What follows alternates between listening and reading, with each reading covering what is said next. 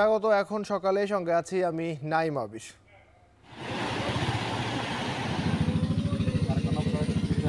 ঘরের ভিতরে পানি ঢুকার কারণে আর থাকার পরিবেশ নাই। শহর তো মেলা পানি হইয়া শহর ডুবে গেছে, ঘর বাড়ি ডুবে গেছে। এখন তো আমরা আশ্রয় কেন্দ্র নিয়ে আশ্রয়ছি, কারণ অবস্থা বাড়ে, প্রচুর পানি বাড়ছে, মানুষের দোকানপাট বন্ধ, বাসা বাড়ি উঠে গেছে পানি। তখন যে আমরা পানি হতো পানির মাঝে, গরুর মাঝে শুধু একটু বৃষ্টি হলে মানে কন্টিনিউ আমাদের মানে কতটুকু পানি থাকে।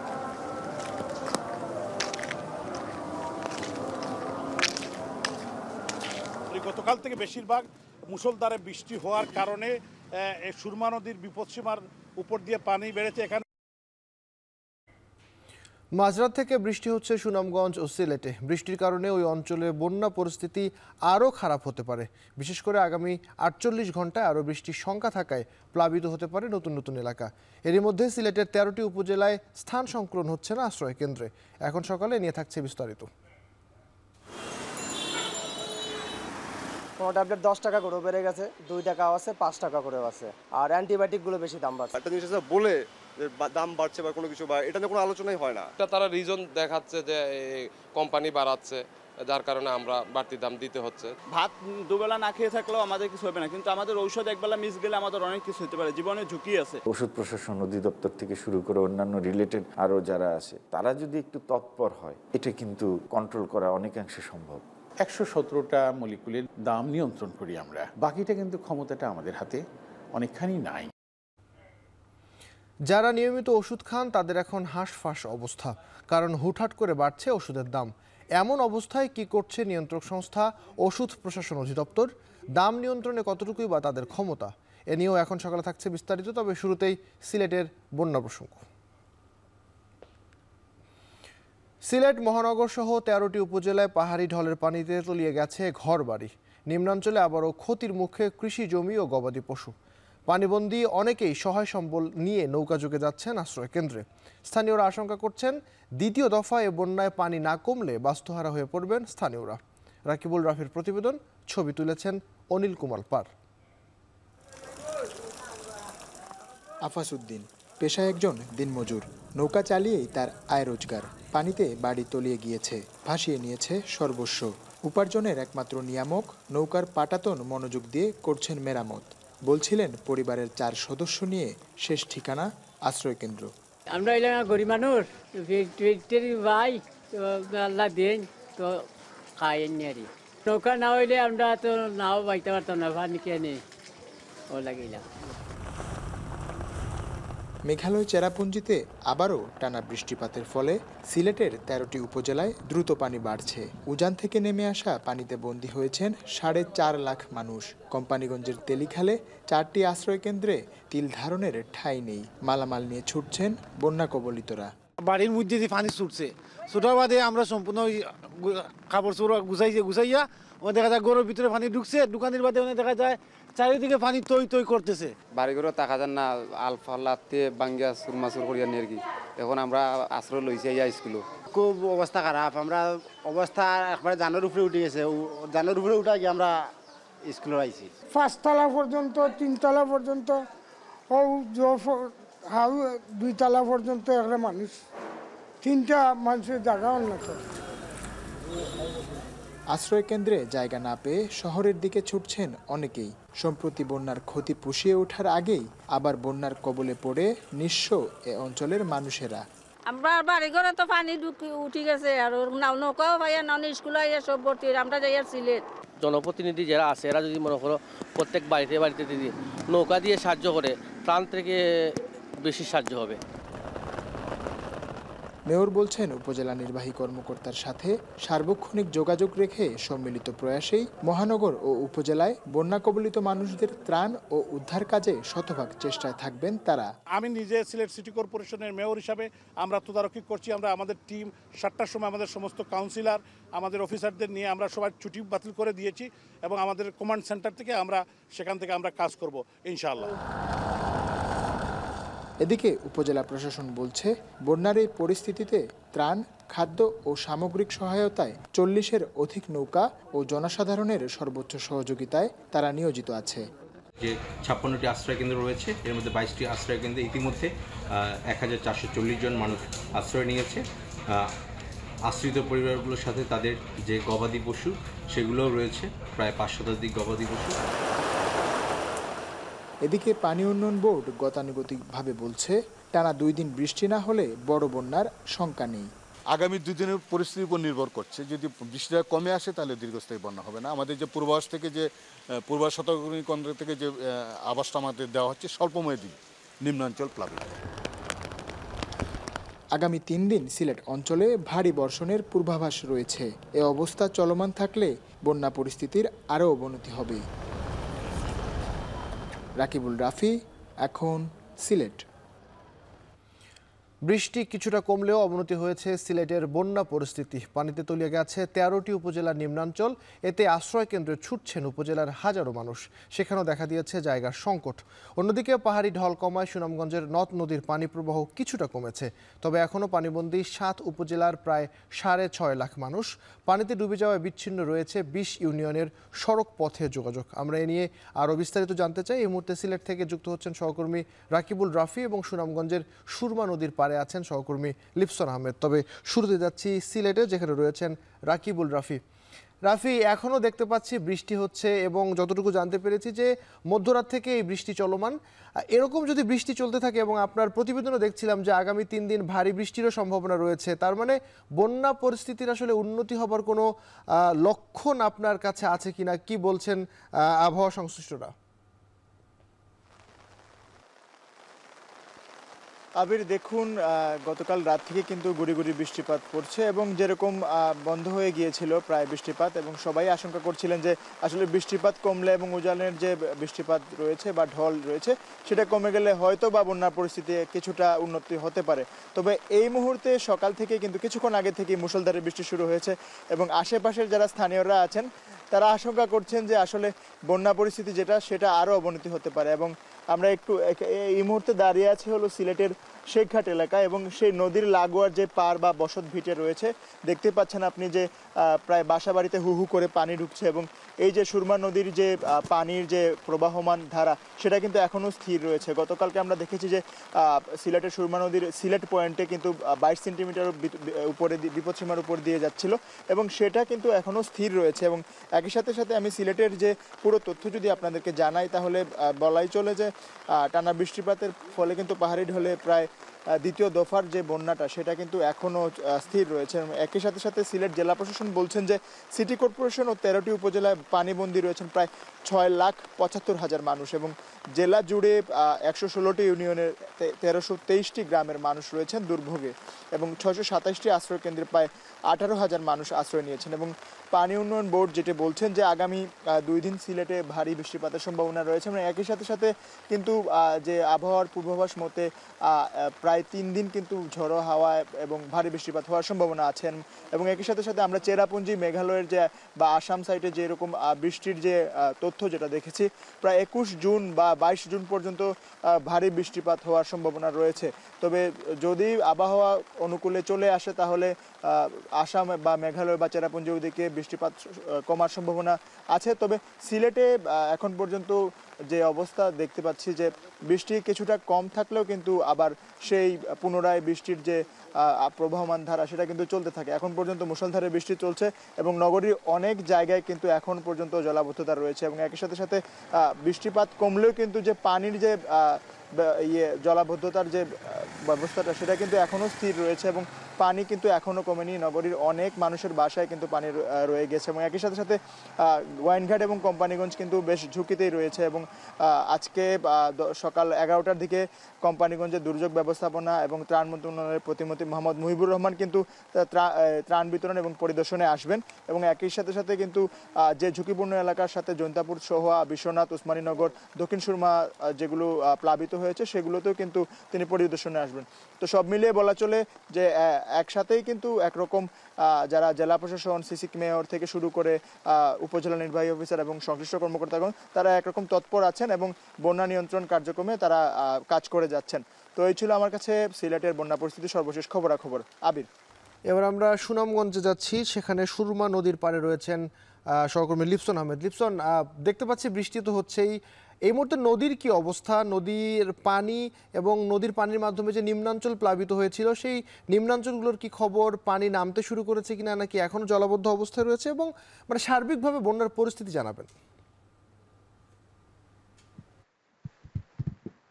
আবির, শুরুতে যদি বলি গতকাল রাতে কিন্তু সুনামগঞ্জে বৃষ্টিপাত একদমই হয়নি, তবে ভোর রাত থেকে কিন্তু সুনামগঞ্জে মুষলধারে বৃষ্টিপাত শুরু হয়েছে। তবে সুনামগঞ্জের যে বৃষ্টিপাত সেটা কিন্তু আসলে নদীর পানি, অর্থাৎ এই অঞ্চলে যে নদীগুলো রয়েছে সেই নদীর পানি কিন্তু তেমন বৃদ্ধি পায় না।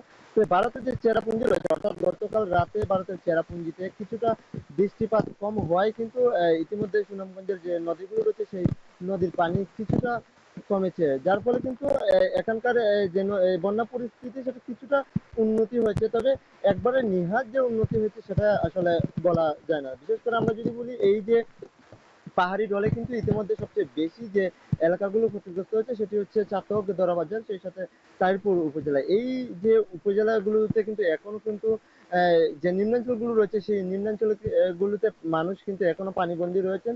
সেই সাথে যদি বলি যে পৌর শহরে যে লোকালয়ে পানি প্রবেশ করেছিল সেখান থেকে আসলে এখন পানি নামেনি, যার ফলে নিম্নাঞ্চল প্লাস পৌর শহরের যে এলাকাগুলো প্লাবিত হচ্ছে তারা কিন্তু ইতিমধ্যে যে প্রশাসনের যে আশ্রয় কেন্দ্র খুলে দেওয়া হয়েছে সেই আশ্রয় কেন্দ্রের দিকেই কিন্তু তারা যাচ্ছেন।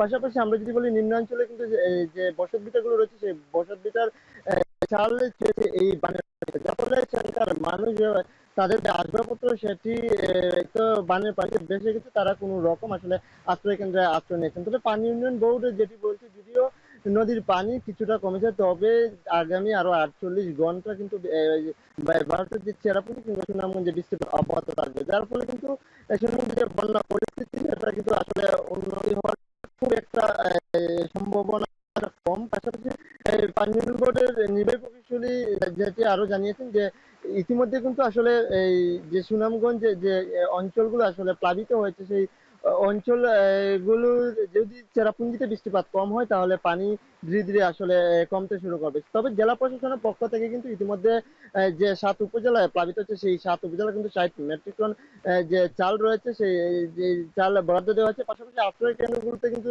সার্বক্ষণিক খোঁজ খবর রাখা হচ্ছে। তবে বলা যায় যদি চেরাপুঞ্জিতে বৃষ্টিপাত কম হয় তাহলে কিন্তু এখানকার যে বন্যা পরিস্থিতি রয়েছে সেই পরিস্থিতি কিছুটা উন্নতি হবে। আবির, আমরা এতক্ষণ ধরে সিলেটের বন্যা পরিস্থিতির খবর জানছিলাম, যুক্ত হয়েছিলেন আমাদের দুজন সহকর্মী এবং তারা জানাচ্ছিলেন যে আগামী 3 দিনের মধ্যে সিলেটে আবারও ভারী বৃষ্টিপাতের শঙ্কা রয়েছে, আবহাওয়া অফিস তাই বলেছে। আর যদি ভারী বৃষ্টিপাত অব্যাহত থাকে তাহলে খুব সহসাই বন্যা পরিস্থিতি উন্নতি হবার কোনো লক্ষণ নেই। এবারে ভিন্ন প্রসঙ্গ। 2-4 মাস পর পর ওষুধের দাম বাড়ানো এখন যেন নিয়মিত বিষয়। বিনা নোটিশেই দিন দিন বাড়ছে দাম, বাড়ছে ক্রেতাদের দীর্ঘশ্বাস। কিন্তু ওষুধের দাম নিয়ন্ত্রণে হাইকোর্টের নির্দেশের পরও কার্যকর কিছুই করতে পারছে না ওষুধ প্রশাসন, যার জন্য সব ধরনের ওষুধের দাম যৌক্তিকভাবে নির্ধারণে এই তদারকি সংস্থাকে সক্ষম করে তোলার তাগিদ বিশেষজ্ঞদের। আরও জানাচ্ছেন বাইজিদ সাদ। বাঁচতে হলে যাদের নিয়মিত ওষুধ খেতে হয় তাদের এখন হাঁসফাঁস অবস্থা। গেল 3 মাসে বেড়েছে অনেক ওষুধের দাম। এই তালিকায় আছে গ্যাস্ট্রিক, হৃদরোগ, উচ্চ রক্তচাপ, ডায়াবেটিস রোগীর ইনসুলিন ও অ্যান্টিবায়োটিক সহ বিভিন্ন ধরনের জীবন রক্ষাকারী ওষুধ। এমনও কিছু ওষুধ আছে যার দাম গত 2 মাসে বেড়েছে 3 দফা। সব মিলিয়ে চলতি বছরে শতাধিক ওষুধের দাম বেড়েছে 5 থেকে 40% পর্যন্ত। রাজধানীর বড় পাইকারি ওষুধের বাজার মিটফোর্ড ও শাহবাগ সহ রাজধানীর বিভিন্ন পাড়া মহল্লার দোকান ঘুরে পাওয়া গেছে এসব তথ্য।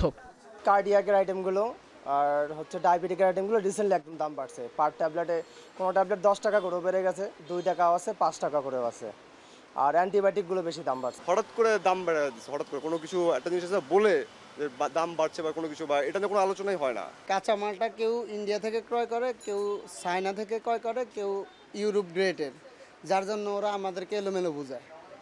এখন আমরা তো আর এখানে বক্সের গায়ে লেখা থাকে না যে এটা ইউরোপ গ্রেড, এটা চাইনিজ গ্রেড, এটা ইন্ডিয়ান গ্রেড, যার জন্য আমরাও কাস্টমাররা ভালোভাবে বুঝাইতে পারি না। এটা তারা রিজন দেখাচ্ছে যে কোম্পানি বাড়াচ্ছে, যার কারণে আমরা বাড়তি দাম দিতে হচ্ছে। তো আমরাও ওইভাবে বাধ্য, কিছু করার নাই। ওষুধ কম হলেও নিতে হবে, বেশি হলেও নিতে হবে, এটা করার কিছু নেই। আমরা সোজা কথা এদের কাছেও জিম্মি, কোম্পানিওয়ালাদের কাছেও জিম্মি।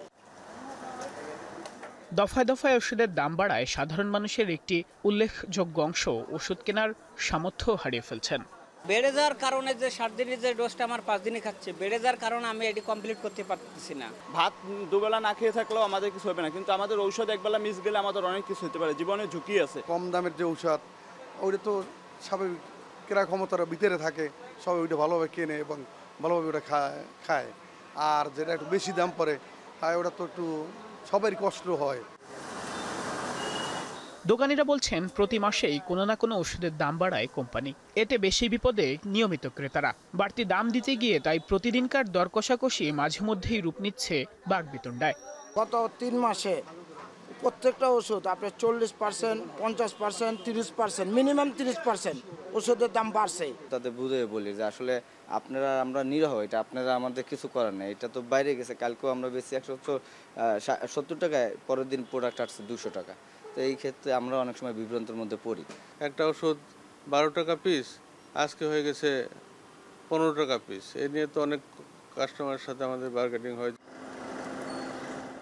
এমন অবস্থায় দাম নিয়ন্ত্রণে কি করছে ওষুধ প্রশাসন অধিদপ্তর? নিয়ন্ত্রক এই সংস্থাটি বলছে মাত্র 117টি ওষুধের দাম ব্যতীত নিয়ন্ত্রণের ক্ষমতা রাখা নেই তাদের হাতে। বাকি কয়েক হাজার ওষুধের দাম বাড়া বা কমা চলে কোম্পানির মর্জিতে। যদিও শৃঙ্খলা ফেরাতে বছর বছর পাশ হয় নতুন আইন। এছাড়া দাম নিয়ন্ত্রণে কার্যকর ব্যবস্থা নিতে হাইকোর্টের নির্দেশও আছে কর্তৃপক্ষের প্রতি। এ নিয়ে শিগগিরই ওষুধ কোম্পানিগুলোর সঙ্গে আলোচনার কথা জানালো ওষুধ প্রশাসন। আদালতে এরপর যে নির্দেশনা আদালত দেয় সেই নির্দেশনা অনুযায়ী আমাদের মন্ত্রণালয়কে কাজ করতে হবে, এবং এই কাজ করার জন্য আমরা ওষুধ শিল্প সমিতিকে ওর সঙ্গে আলোচনা আমাদের করতে হবে, করে আমাদের ব্যবস্থা নিতে হবে। তবে বিশেষজ্ঞরা বলছেন ওষুধের দাম নিয়ন্ত্রণে আরও আন্তরিক হতে হবে সরকারকে। বিবেচনায় রাখতে হবে মানুষের ক্রয় সক্ষমতা। ওষুধের দামের যে বৃদ্ধিটা সেটা যৌক্তিক পর্যায়ে হতে হবে। এটা না করলে যে সমস্যাটা হবে, মানুষ নিম্নমানের ওষুধের দিকে ঝুঁকবে। ওভারঅল এই সিচুয়েশনটা কিন্তু সুস্বাস্থ্যকর না, এটা স্বাস্থ্যের জন্য একটা হুমকি স্বরূপ। যেন ওষুধ কোম্পানির স্বেচ্ছাচারিতার কাছে জিম্মি জনগণ, এমনকি ওষুধ প্রশাসনও। এক বছরে একই ওষুধের দাম কয়েকবার বাড়লেও এ নিয়ে যেন মাথা ব্যথা নেই স্বাস্থ্য সংশ্লিষ্ট কোনো বিভাগেরই। ওষুধ প্রশাসনকে সব ধরনের ওষুধের দাম যৌক্তিকভাবে নির্ধারণের ক্ষেত্রে সক্ষম করা না গেলে ওষুধের দামের ঊর্ধ্বগতির বলি হতে থাকবে সাধারণ জনগণ, এমনটাই মনে করেন বিশেষজ্ঞরা। বাইজিদ সাদ, এখন, ঢাকা। পুরান ঢাকার লালবাগের পোস্তায় এখনও জমে ওঠেনি চামড়া বেচাকেনা। ছোট ও মাঝারি আকারের গুদামে কেনাবেচা চলছে। ব্যবসায়ীরা বলছেন হেমায়েতপুরে চামড়া শিল্প স্থানান্তরের কারণেই পোস্তা তার জৌলুস হারিয়েছে। দিন গড়িয়ে বিকেল, এমনকি রাতেও বাড়েনি বেচাকেনা। রকিবুল জাহাদ জানাচ্ছেন বিস্তারিত। মঙ্গলবার রাতেও দ্বিতীয় দিনে দেয়া কোরবানির পশুর চামড়া এসে পৌঁছায় লালবাগের পোস্তায়। তাই নিয়ে শ্রমিকদের তোড়জোড়। পুরোদমে চলছে লবণ মাখিয়ে চামড়া সংরক্ষণের কাজ। কয়েক বছর আগেও কোরবানির পরদিন লালবাগের রাস্তায় হাঁটার পথ পাওয়া যেত না চামড়া বেচা কেনার ভিড়ে। তবে দিনে দিনে চিত্র পাল্টেছে। ব্যবসায়ীরা বলছেন পূর্বের তুলনায় পোস্তায় চামড়ার বেচা কেনা কম। ইতোমধ্যে বন্ধ হয়েছে অনেক গোডাউন, তাই চাহিদা কমিয়েছেন তারা। সেই লক্ষ্যমাত্রার প্রায় 90% পূরণ হয়েছে। আমরা লবণ দিয়ে যে আলা কোম্পানির মনে করেন কত লাভ হয় আমাদের, অত তো লাভ হয় না। আচ্ছা, আমরা যেরকম ফেলে দিতেছি, আমরা মানে অনেক চামড়া ফেলে দেওয়া হইতেছে। আগে এক সময় জিনিসপত্রের দাম কম ছিল, কিন্তু আমাদের চামড়ার মূল্যটা ছিল অনেক বেশি। আর এখন আপনার জিনিসপত্রের দাম অনেক বেশি, সেই বিধায় আমরা চামড়ার দামটা এরকম পাচ্ছি না। এদিকে মঙ্গলবার সকাল থেকে চামড়া বেচাকেনায় মুখরিত ছিল লালবাগের পোস্তা এলাকা। এবার ঢাকায় সরকার নির্ধারিত গরুর চামড়ার দাম প্রতি বর্গফুট 55 থেকে 60 টাকা এবং ঢাকার বাইরে প্রতি বর্গফুটের দাম ঠিক করা হয়েছে 50 থেকে 55 টাকা। এছাড়া ঢাকায় খাসির চামড়ার দাম নির্ধারণ করা হয়েছে 20 থেকে 25 টাকা। তবে এই দামে চামড়া কিনছেন না ক্ষুদ্র ব্যবসায়ীরা। লবণের দাম বৃদ্ধি এবং প্রক্রিয়াজাত খরচ বৃদ্ধির অজুহাত দিচ্ছেন তারা। একদিনে 1.5 লাখ পিস পশুর চামড়া কেনার কথা জানিয়েছে Bangladesh hide and skin merchants association. পাশাপাশি এবার চামড়ার সরবরাহ কম বলে জানিয়েছেন তিনি।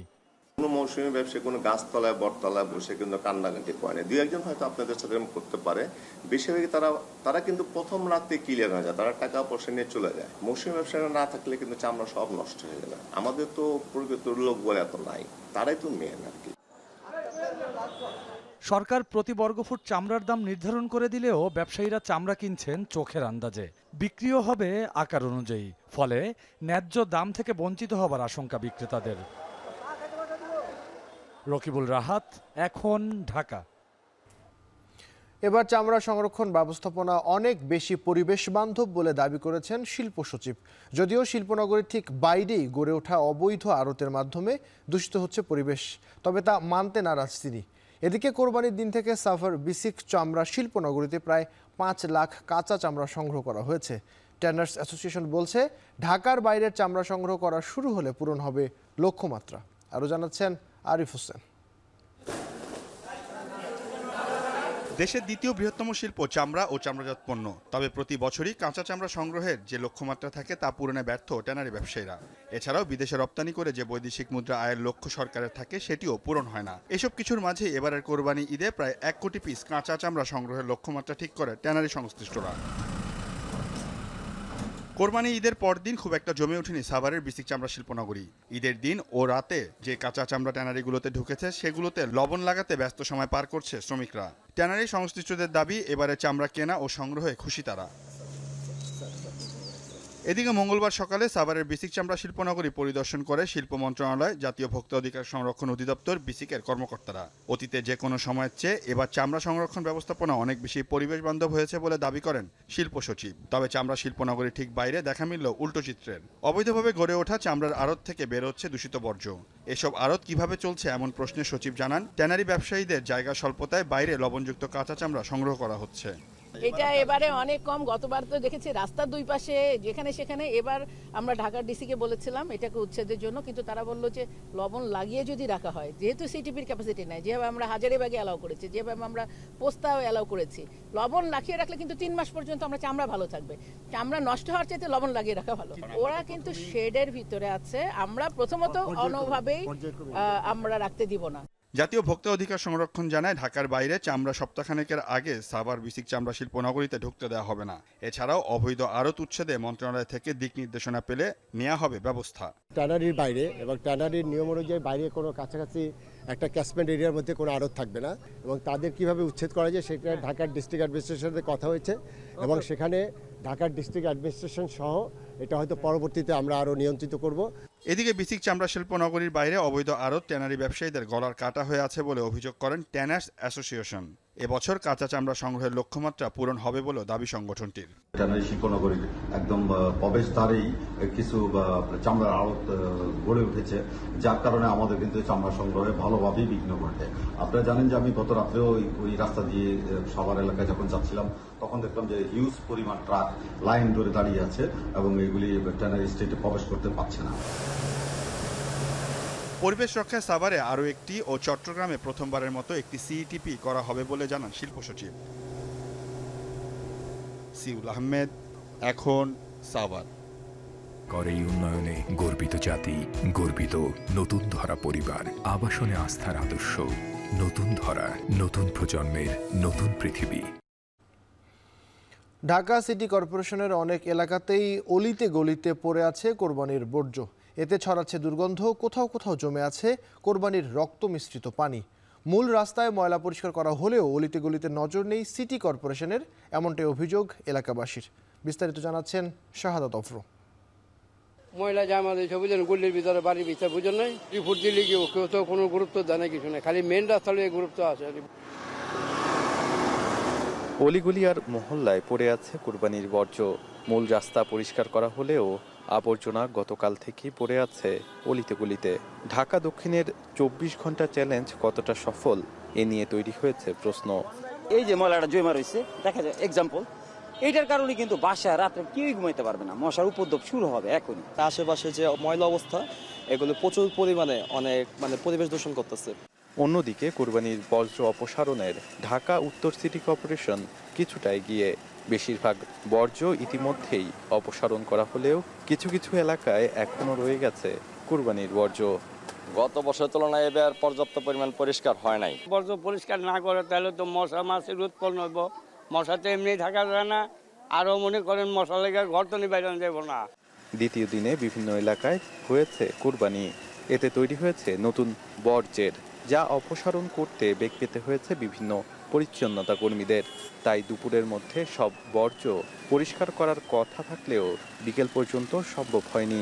আজকেও মনে করেন বহুত ময়লা ছিল, এই যে এগুলা টানতেছি, বর্তমানে ওয়ার্ডটা পরিষ্কার করতেছি। কালকে আমরা 8টাতে শুরু হয়েছি, লাইট পর্যন্ত করে গেছি, লাইট 10টা পর্যন্ত, আবার মনে করেন আজকে করতেছি। ঈদের তৃতীয় দিনে যারা কুরবানি দিবেন তাদের জন্য মাঠে থাকবে পরিচ্ছন্নতা কর্মীরা, এমনটাই জানানো হয়েছে ঢাকা সিটি কর্পোরেশনের পক্ষ থেকে।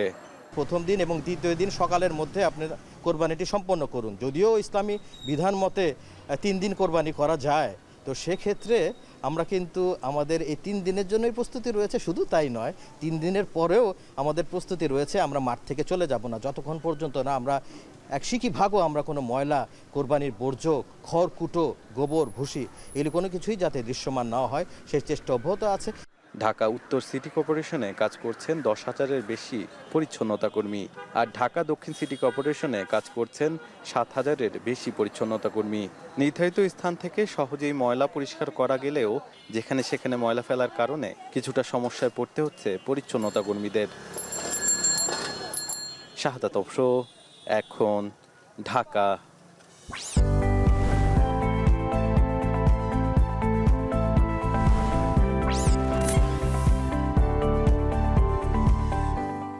এখন সকালে সময় হলো ছোট্ট একটা বিরতি নেবার, ফিরছি একটু পর।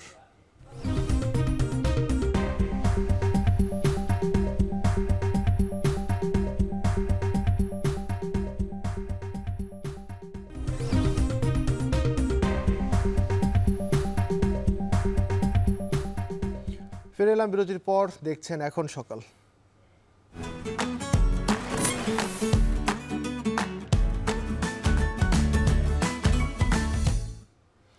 ঈদের তৃতীয় দিনেও অনেকেই রাজধানী ছাড়ছেন, সেই খবর জানাতে কমলাপুর রেল স্টেশন থেকে সরাসরি যুক্ত হচ্ছেন সহকর্মী রাব্বি হোসেন। বিস্তারিত জানবো তার কাছে। রাব্বি, ঈদের তো তৃতীয় দিন, এখনো পর্যন্ত যারা ঢাকা ছাড়ছেন তাদের কি অবস্থা, তারা আসলে কি কারণে ঢাকা ছাড়ছেন এবং এই মুহূর্তে কমলাপুর রেল স্টেশনে কি পরিমাণ যাত্রী চাপ আছে?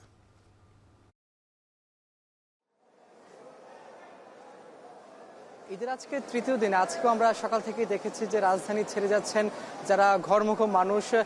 আমরা কথা বলেছি এখানে যারা যাত্রী আছেন তারা যে কারণটা আসলে বলছেন যে ঈদের আগে তারা ছুটি পায়নি, অনেকেই এই ঈদের কুরবানির ঈদটা ঢাকায় কাটিয়েছেন, আত্মীয় স্বজনের সঙ্গে কাটিয়েছেন, বা অনেকে ছুটি পেয়েছেন দেরিতে, যার ফলে আজকে তারা আসলে বাড়িতে যাচ্ছেন। এবং যেহেতু আরও অল্প 2 থেকে 3 দিন সময় বাকি আছে ঈদের ছুটি, সেই সময়টা আসলে তারা পরিবার পরিজনদের সঙ্গে কাটাবেন, এমনটা আমরা দেখেছি। আমি যদি দেখাই যে এই যে ট্রেনটি এখানে অপেক্ষারত আছে, সেই ট্রেনটিতে অসংখ্য যাত্রী রয়েছে যারা আসলে বাড়িতে যাচ্ছেন, বিশেষ করে ঢাকা থেকে চট্টগ্রাম, সিলেট, ময়মনসিংহ, পাশাপাশি লালমনিরহাট, মোহনগঞ্জ বা এই অঞ্চলগুলোর যাত্রীগুলো সবচেয়ে বেশি আমি এখানে এসে যেটা লক্ষ্য করেছি সেটা।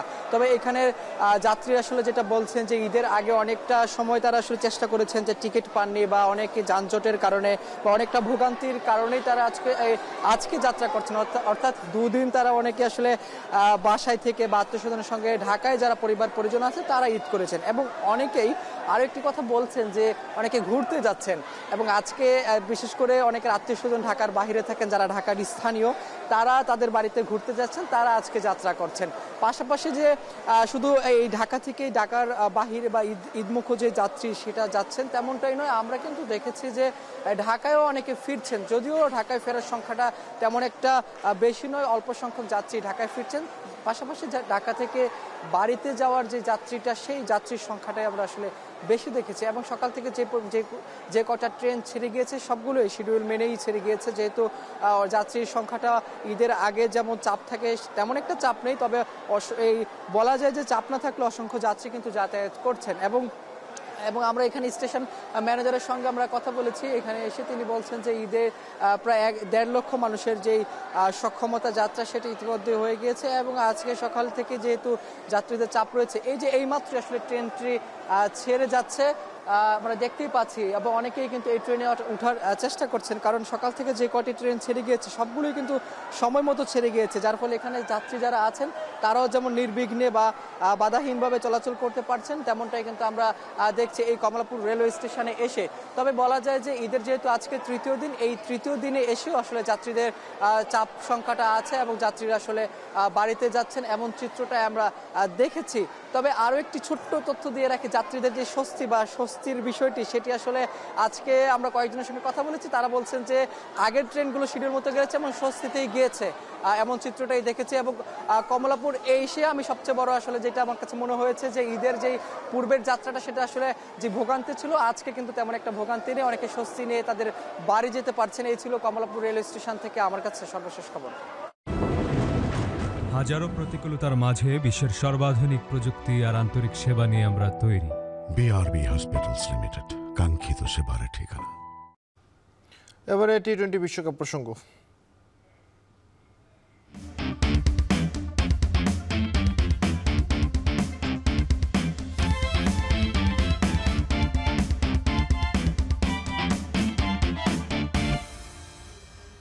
টি-20 বিশ্বকাপে সাবেক চ্যাম্পিয়ন পাকিস্তানকে হটিয়ে সুপার 8-এ উঠে ক্রিকেট বিশ্বের নজর কেড়ে নিয়েছে যুক্তরাষ্ট্র। আইসিসি সহযোগী দেশটির পারফরমেন্সে সবাই চমকে গেলেও এর পেছনে আছে তাদের দীর্ঘ পরিকল্পনা আর ক্রিকেটের কাঠামো। দেশটির ক্রিকেট ইতিহাসও বেশ পুরনো, সেসব জানাবেন ওয়াসিউল হক পান্থ।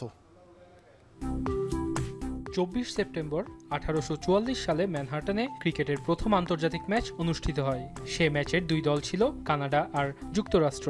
সেই সময় খেলাটির প্রতি যুক্তরাষ্ট্রের জনগণের আগ্রহ দিন দিন বাড়ছিল। তবে দ্বিতীয় বিশ্বযুদ্ধ চলাকালীন আর্থিক সংকটের সময়ে ব্যয়বহুল ক্রিকেট ছেড়ে বেসবল হয়ে ওঠে জনগণের প্রিয় খেলা। ক্রিকেট ব্রিটিশদের উদ্ভাবিত খেলা হওয়ায় এর প্রতি মার্কিন জনগণের বিরূপ প্রতিক্রিয়াও দেখা যায়। ফলে আস্তে আস্তে দেশটি থেকে ক্রিকেট অনেকটাই হারিয়ে যায়। তবে একবিংশ শতাব্দীতে যুক্তরাষ্ট্রের ক্রিকেট পুনরায় জনপ্রিয় হয়ে উঠতে শুরু করে। এর অন্যতম কারণ দক্ষিণ এশিয়ার মানুষজনের যুক্তরাষ্ট্রে বসতি স্থাপন। ভারত, পাকিস্তান ও বাংলাদেশের মতো ক্রিকেট পাগল জাতিগুলো আমেরিকার মাটিতে ক্রিকেটের প্রতি আবারও আগ্রহ জন্মাতে সাহায্য করে। তাই তো যুক্তরাষ্ট্রের স্কোয়াড ভর্তি ভারত, পাকিস্তানের ক্রিকেটার, সঙ্গে দক্ষিণ Africa, New Zealand, Jamaica, Barbados, Canada. কোন দেশের ক্রিকেটার নেই এই দলে? 15 জনের স্কোয়াডে সবচেয়ে বেশি ক্রিকেটার আছেন ভারতের। মোট 8 জন ভারতীয় বংশোদ্ভূত ক্রিকেটার আছেন এই স্কোয়াডে, যাদের 5 জনের জন্ম ভারতে। পাকিস্তান, দক্ষিণ আফ্রিকার আছেন 2 জন করে, বার্বাডোস, জ্যামাইকা ও কানাডার আছেন 1 জন করে। বিভিন্ন দেশ থেকে আসা ক্রিকেটারদের নিয়ে পরিকল্পনা সাজাতে ব্যস্ত হয়ে ওঠে দলটি। দেশটিতে গড়ে ওঠে শক্ত ক্রিকেট কাঠামো। মাইনর লিগের পাশাপাশি দেশটিতে চালু হয় ফ্র্যাঞ্চাইজি লিগের আসর মেজর লিগ ক্রিকেট। এগিয়ে যেতে থাকে যুক্তরাষ্ট্রের ক্রিকেট। বিশ্বকাপ শুরুর আগেই ক্রিকেট দুনিয়াকে একটি বার্তা দিয়ে রাখে তারা।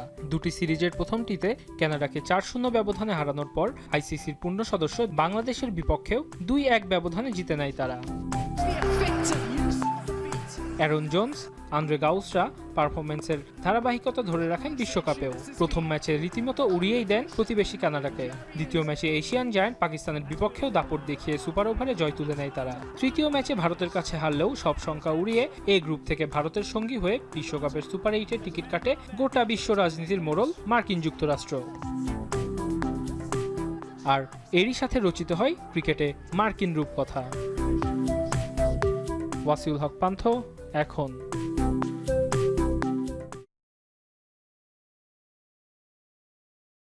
স্মুথ শেভিং এর জন্য শুধুমাত্র কুল, নাথিং এলস। এখন সকালের সময় হলো আরো একটা বিরতি নেবার, ফিরছি একটু পর।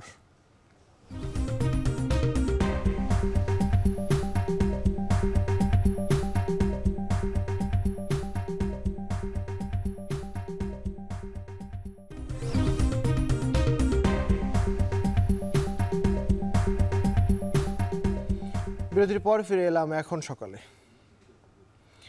এবারে বাজার পরিস্থিতির খবর জানবো। মেহেরপুরে আরও এক দফায় বেড়েছে কাঁচা মরিচের দাম। খুচরা বাজারে প্রতি কেজি কাঁচা মরিচ বিক্রি হচ্ছে 250 টাকা দরে। একই সঙ্গে বেড়েছে পেঁয়াজ, রসুন, আদা এবং আলুর দাম। এ নিয়ে আরও বিস্তারিত জানতে চাই। মেহেরপুর বড় বাজার থেকে যুক্ত হচ্ছেন সহকর্মী মুজাহিদ আল মুন্না। মুন্না, হঠাৎ করে কাঁচা বাজারে বিশেষ করে নিত্যপণ্য যেগুলো আর কি, আপনি পেঁয়াজ, রসুন এবং মরিচের দাম বেড়েছে, মানে বাজারে সরবরাহ কেমন আছে এবং বিক্রেতারা কি বলছেন এই দাম বাড়ার কারণ নিয়ে? আবির, আপনাকে আমি জানিয়ে রাখি, ঈদের পরে কিন্তু আরো এক দফায় বেড়েছে কাঁচামরিচের দাম। বিশেষ করে মেহেরপুরের কাঁচা মরিচের বাজার কিন্তু এক ধরনের অস্থিরতায় বলতে পারেন। কারণ গত এক মাসে আমি যদি বলি, আপনার 5 থেকে 6 দফায় কিন্তু বেড়েছে। গত 1 মাস আগে যে কাঁচামরিচের দাম ছিল 100 টাকার নিচে, সেটা 120, 150 করতে করতে ঈদের পরে আজকের বাজার কিন্তু 250 টাকাতে ঠেকেছে। ঈদের আগেও কিন্তু এই বাজারটা ছিল 200 টাকা বা 220 টাকা। আমি কয়েকজন ব্যবসায়ীর সাথে কথা বলেছি, কাঁচামরিচের সরবরাহ কম থাকায় কিন্তু প্রতিদিনই দাম বাড়ছে এবং এই দামটা কিন্তু আরও বাড়ার সম্ভাবনার কথা জানিয়েছেন ব্যবসায়ীরা। এছাড়াও আমি যদি বলি, আপনার মশলা জাতীয় যে সমস্ত সবজি, প্রতি কেজি পেঁয়াজ বিক্রি হচ্ছে 80 থেকে 90 টাকা, যেটি ঈদের আগেও ছিল 70 থেকে 80 টাকা। প্রতি কেজি রসুন বিক্রি হচ্ছে, যেটি আপনার আমদানিকৃত রসুন, সেটি বিক্রি হচ্ছে 200 টাকা এবং দেশীয় যে রসুনটা সেটি বিক্রি হচ্ছে 220 থেকে 250 টাকা পর্যন্ত। আদা কিন্তু গত 1 বছরের মধ্যে সর্বোচ্চ দাম এই মুহূর্তে মেহেরপুরের বাজার রয়েছে। প্রতি কেজি আদা খুচরা বিক্রি হচ্ছে 350 থেকে কোথাও 400 টাকা পর্যন্ত বিক্রি হচ্ছে। এছাড়াও আমি যদি আপনাকে বলি, কিছু কিছু সবজির দাম কিন্তু ঊর্ধ্বমুখী, আবার কিছু কিছু সবজির দাম কিন্তু নিম্নমুখীও রয়েছে। আমি খোঁজ নিয়ে দেখেছি, যেমন আপনাকে জানিয়ে রাখি, প্রতি কেজি কচু বিক্রি হচ্ছে 100 টাকা, প্রতি কেজি নাজনের ডাটা বিক্রি হচ্ছে 120 থেকে 150 টাকা, আবার বেগুন বিক্রি হচ্ছে 50 থেকে 60 টাকা। কিন্তু কিছুটা কম, যেমন লাল শাক বিক্রি হচ্ছে 30 টাকায়, সাদা শাক 30 টাকায়। এমন আপনার কিছু কিছু সবজির দাম ঊর্ধ্বমুখী, আবার কিছু কিছু নিম্নমুখী। আবির, এই ছিল আমার কাছে সবজি এবং রসুন পেঁয়াজের সর্বশেষ পরিস্থিতি। মেহেরপুরে দফায় দফায় বেড়েছে কাঁচা মরিচের দাম এবং একই সাথে পেঁয়াজ, রসুন সহ নিত্যপণ্যের দামও বেড়েছে, সেই খবর জানছিলাম। ভোলায় চলছে একের পর এক খাল দখলের মহোৎসব। শহরের প্রধান খাল দখল করে পৌরসভার রাস্তা ও মার্কেট নির্মাণের পর এবার সড়ক চওড়া করার নামে ইলিশা খালের বড় একটি অংশ ভরাট করেছে সড়ক ও জনপথ অধিদপ্তর। পাল্লা দিয়ে খাল দখল করে ভবন ও কালভার্ট তৈরি করছেন স্থানীয় প্রভাবশালী ব্যক্তিরা। কোনোভাবেই নিয়ন্ত্রণ করা যাচ্ছে না খাল দখলের এই প্রতিযোগিতা। অঙ্কুর রায়ের তোলা ছবিতে আরও জানাচ্ছেন ইমতিয়াজুর রহমান। ভোলার পরাণগঞ্জ থেকে বাবুরহাট পর্যন্ত সড়কটি সংস্কার ও চড়া করার কাজ করেছে সড়ক ও জনপথ অধিদপ্তর। তবে এ কাজ করতে গিয়ে বিভিন্ন এলাকায় খাল ভরাট করে পানির প্রবাহ বন্ধ করে দিয়েছে সংস্থাটি। সবচেয়ে ভয়াবহ অবস্থা তৈরি হয়েছে শহরের ইলিশা বাসস্ট্যান্ড থেকে হাজিরহাট পর্যন্ত। ইলিশা খালটির অর্ধেকেরও বেশি অংশ ভরাট করে সড়ক নির্মাণ করা হয়েছে। এছাড়াও খালের 1.5 কিলোমিটার অংশে 7টি সরকারি ও 9টি ব্যক্তিগত সেতু নির্মাণ করেছেন প্রভাবশালী ব্যক্তিরা। রয়েছে অবৈধ অর্ধশতাধিক দোকানঘর। খাল ভরাটের কারণে পানির প্রবাহ বন্ধ হওয়ায় ক্ষতিগ্রস্ত হচ্ছে আশপাশ এলাকার কৃষিকাজ। জমে থাকা পচা পানির দুর্গন্ধ ছড়াচ্ছে, তাতে জন্ম নিচ্ছে মশা। বিপর্যয় হচ্ছে পরিবেশ। বন্ধ হয়ে গেছে মাছ শিকার। জেলা সদরের প্রধান এই খালটি দ্রুত খননের দাবি স্থানীয়দের। খালের পাশ দিয়ে একটা রাস্তা গেছে, রাস্তা চওড়া করতে গিয়া খাল নাই, খাল হয়ে গেছে ড্রেন। আমাদের কৃষকের তো অনেক সমস্যা। কৃষক তো আমরা এই যে খালগুলা যদি আরো বড় করে দেওয়া হয় তাহলে তো আমরা পানি পাবো না। এই খালটা একদম মর হয়ে যাচ্ছে, মানুষের জায়গা দখল করে এরকম করছে। এই খালটা খনন করা দরকার। রাস্তার কাজ করতে যায় বিভিন্ন জায়গায় মাটি মনে করেন বরট করে রাখছে, এই জন্য পানি প্রবাহ করতে আসতে যাতে সমস্যা হইতেছে। এখান থেকে মশা মাছি সহ নানান ধরনের সমস্যা, দুর্গন্ধ ছড়াচ্ছে। এতে করে এলাকাবাসী হিসেবে আমরা অনেক ক্ষতির সম্মুখীন হচ্ছি। তবে সড়ক ও জনপথ অধিদপ্তর জানায়, প্রকল্প অনুযায়ী খালের ভাঙন থেকে সড়কটি রক্ষায় কিছু স্থানে সিসি ব্লক সহ স্লোপ প্রোটেকশন করা হয়েছে। এতে বেড়েছে সড়কের স্থায়িত্ব। সড়কটি রক্ষা করার জন্য সড়কের বেশ কিছু পয়েন্টে আমরা রক্ষাবোধক কাজ করেছি। তার অংশ হিসেবে এই প্রকল্পে সিসি ব্লক নির্মাণ ধরা ছিল, রিটেনিং ওয়াল ধরা ছিল, টোওয়াল ধরা ছিল।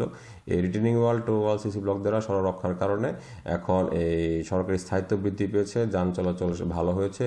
সরকারের ভূমি জরিপ অনুযায়ী ইলিশা খালটি 1 নম্বর খতিয়ানভুক্ত, যা দেখভালের দায়িত্ব জেলা ও উপজেলা প্রশাসনের। তবে সড়ক ও জনপথ অধিদপ্তর সহ কিছু অসাধু ব্যক্তি কর্তৃক খালটি দখল করলেও কোনো ব্যবস্থা নেওয়া হয়নি।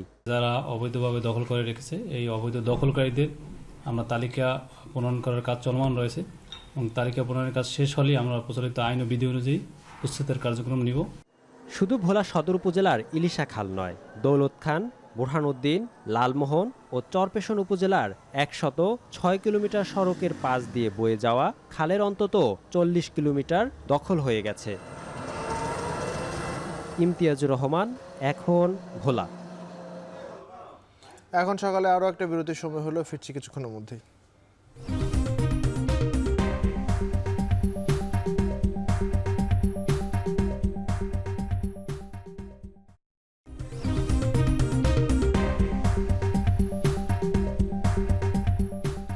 ফিরে এলাম বিরতির পর, দেখছেন এখন সকাল।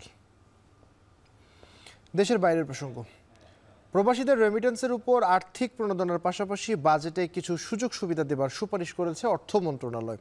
বিমানবন্দরে বিশেষ সেবা ডেস্ক, প্রবাসী ও তাদের পরিবারের সদস্যদের স্মার্ট কার্ড, স্কুল, কলেজ, হাসপাতাল, সরকারি সেবায় অগ্রাধিকার দেবার সুপারিশ করা হয়েছে সেখানে। এসব সুপারিশ কাগজে কলমে সীমাবদ্ধ না রেখে বাস্তবায়নের দাবি কাতার প্রবাসী বাংলাদেশিদের। কাতার থেকে আনোয়ার হোসেন মামুনের তথ্য ও ছবি নিয়ে বিস্তারিত। বিশ্বে প্রায় 1,30,00,000 প্রবাসী বাংলাদেশি রয়েছেন, কাজ করছেন বিভিন্ন পেশায়। তাদের পাঠানো টাকায় গতি পায় দেশের অর্থনীতির চাকা। প্রবাসীদের রেমিটেন্স ব্যাংকিং চ্যানেলে আনতে বাজেটে প্রণোদনার বরাদ্দ দেওয়া হয়েছে 6,200 কোটি টাকা। 2.5% প্রণোদনার পাশাপাশি বাজেটে প্রবাসী ও তাদের পরিবারের সদস্যদের আরও সুযোগ সুবিধা দেওয়ার বিশেষ সুপারিশ করেছে অর্থ মন্ত্রণালয়। বিমানবন্দরে বিশেষ সেবা ডেস্ক, প্রবাসী ও তাদের পরিবারের সদস্যদের বিশেষ স্মার্ট কার্ড, স্কুল, কলেজ, হাসপাতাল, সরকারি সেবায় অগ্রাধিকার দেওয়ার সুপারিশ করা হয়েছে বাজেটে। আর এসব সুপারিশ শুধুমাত্র কাগজে কলমে সীমাবদ্ধ না রেখে বাস্তবায়নের দাবি জানিয়েছেন কাতার প্রবাসী বাংলাদেশিরা। সম্মান ও সুবিধা পেলে বৈধ পথে অর্থ পাঠাতে আরও উৎসাহ বাড়বে বলে মনে করেন তারা। আমরা যারা প্রবাসীরা দেশে যাই, দেশে যে এয়ারপোর্ট আমাদেরকে হয়রানিমূলক যে আচরণগুলো করে, যতভাবে আমাদেরকে রেসপেক্ট না করে, এগুলো যদি বন্ধ করা হয় তাহলে আমরা প্রবাসীরা খুশি হব, উদ্বুদ্ধ হব।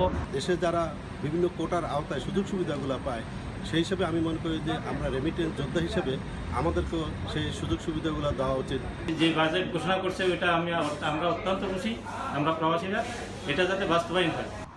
ব্যাংকিং চ্যানেলে প্রবাসী আয় বাড়াতে 2019-20 অর্থ বছরে 2% প্রণোদনা দেওয়া শুরু করে সরকার। সে বছর প্রবাসী আয়ে 13% আর 2020-21 অর্থ বছরে 36% প্রবৃদ্ধি হয়। তবে করোনা মহামারীর পরের বছরই কমে ব্যাংকিং চ্যানেলে প্রবাসীদের অর্থ প্রবাহ। সেজন্য 2022 সালে প্রণোদনা বাড়িয়ে 2.5% করা হয়। জাহানারা ভুঁইয়া, এখন। পাকিস্তানে করাচি সহ বিভিন্ন শহরে দিন দিন জনপ্রিয় হয়ে উঠেছে সৌর বিদ্যুৎ। জাতীয় গ্রিডের বিদ্যুতের দাম বেশি ও অতিরিক্ত লোডশেডিং যার অন্যতম কারণ বলছেন স্থানীয়রা। অন্যদিকে সৌর বিদ্যুতের দাম কম হওয়ায় সোলার প্যানেল কিনতে ছুটছেন পাকিস্তানের সাধারণ জনগণ। জাহানারা ভুঁইয়া জানাচ্ছেন বিস্তারিত। পাকিস্তানে প্রতি ইউনিট বিদ্যুতের দর 2 রুপি 83 পয়সা। বিদ্যুতের সেবা পেতে এত চড়া দাম দিয়েও ভয়াবহ লোডশেডিংয়ের কবলে দেশটির সাধারণ জনগণ। রাজধানী করাচির বাসিন্দাদের অভিযোগ, প্রতিদিন 13 থেকে 14 ঘন্টা বিদ্যুৎ ছাড়া থাকতে হয় তাদের। এমনকি তীব্র তাপপ্রবাহের মধ্যেও বিদ্যুতের পরিস্থিতি একই। सोलर पैनल हम इसलिए ख़रीदे कि बिजली होती नहीं हमारे, और अगर होती भी है तो 1.5 घंटे के लिए आती है या घंटे के लिए आती है। सारे दिन गर्मी रहती है और हमारे पास पेशेंट आते रहते हैं, उनको गर्मी लगती है और पेशेंट भी बेजार, हम भी बेजार। अक्सर ये जो गर्मी का मौसम है किसी को जो है हाइड्राइट भी हो जाते लोग। বিদ্যুতের উচ্চ মূল্য ও তীব্র লোডশেডিংয়ের কারণে পাকিস্তান জুড়ে দিন দিন জনপ্রিয় হয়ে উঠেছে সৌর বিদ্যুৎ ব্যবস্থা। গ্রিডের বিদ্যুতের পরিবর্তে জায়গা করে নিচ্ছে সৌর বিদ্যুৎ। এর পেছনে অন্যতম কারণ হিসেবে অনেকেই বলছেন সৌর বিদ্যুতের সাশ্রয়ী মূল্য। मेरे घर का बिजली का लोड जो है वो 4 से 5 किलोवाट है, और जो इसके अलावा जो हमारा जो अभी लगेगा सोलर सिस्टम, तो हमें अंदाज़ा है कि ये ऑफ हो जाएगा 2 से, क्योंकि 2 किलोवाट का जो है मैं ये सिस्टम लगा रहा हूँ। गरीब लोगों के और बिल के वजह से लोगों को बहुत ज़्यादा टेंशन था, लोड शेडिंग के वजह से, तो इस वजह से लोग अभी मार्केट में रुझान बहुत ज़्यादा हुआ है। আন্তর্জাতিক মুদ্রা তহবিল IMF এর শর্ত অনুযায়ী পাকিস্তান জ্বালানি খাতে শুল্ক বাড়িয়েছে, আর এতেই সম্ভাবনা বেড়েছে সৌর বিদ্যুৎ খাতের। 2023 সালের হিসেব অনুযায়ী পাকিস্তানের 1250 মেগাওয়াট সৌর বিদ্যুৎ উৎপাদনের ক্ষমতা রয়েছে। 2021 সালের চেয়ে যা বেড়েছে প্রায় 17%। এরই মধ্যে সৌর বিদ্যুৎ উৎপাদন বাড়াতে কাজ করছে দেশটির সরকার। জাহানারা ভুঁইয়া, এখন, বিশ্ব। এই ছিল এখন সকালের আয়োজন। এখন টেলিভিশন ওয়েবসাইটে দেখুন www.ekon.tv, এছাড়াও ফেসবুকে দেখুন facebook.com/tv.ekon, আর ইউটিউবে দেখুন youtube.com/c/ekontv।